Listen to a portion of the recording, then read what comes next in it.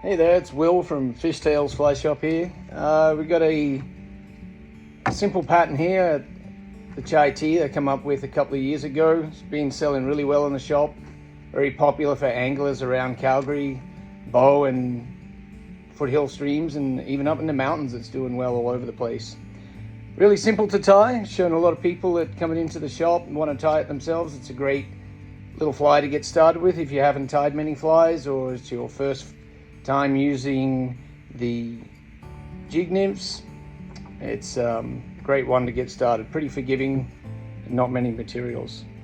The hook chosen for this one is the A-Rex 551, mostly tied in a 14.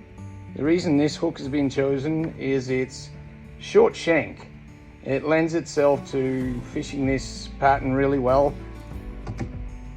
We're getting the advantage of the gauge, so the strength of a size 14 and the gap. But the end result is pretty much, presentation-wise, is a size 16. So it works out really well that way. The bead on this one, usually tied with a 3.3 millimeter tungsten slotted bead. Works well with it. When you're putting these on the hook, just make sure that you've got it so it sits right up over the front. They can sit up like this, or if it rolls over, it'll sit a little lower and it doesn't quite tip the hook over as well. So just make sure it's turned over, sitting up nice and high like this when we tie it in.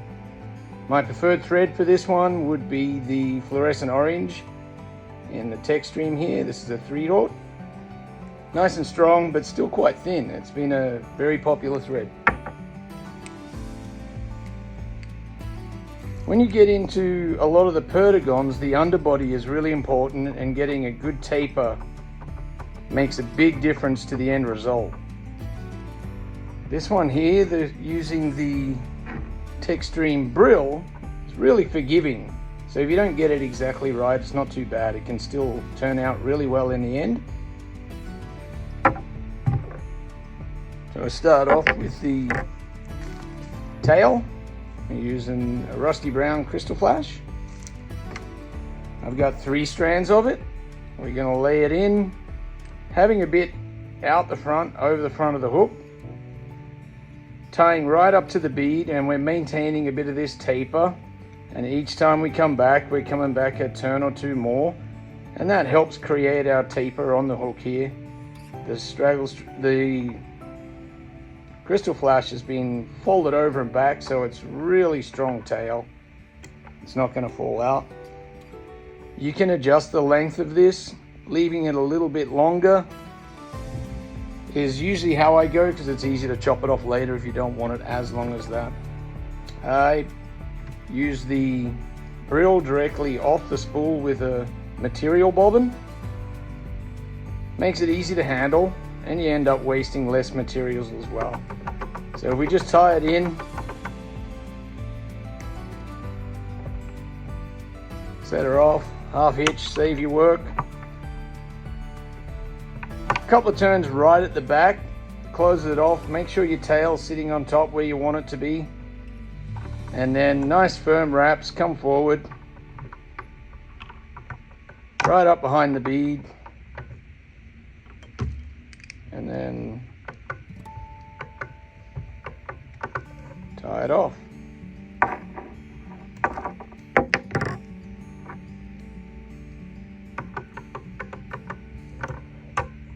We want a little bit of the thread showing at the end. This fluorescent orange is part of the fly.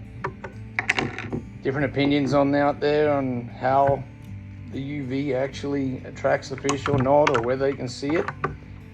But it is a little hot spot or a collar up the front there. I don't always use glue, but I think on this fly it does help. It tends to soak right in underneath. Doesn't affect the look of the fly or the active. Super durable. Catches loads of fish. Give it a shot.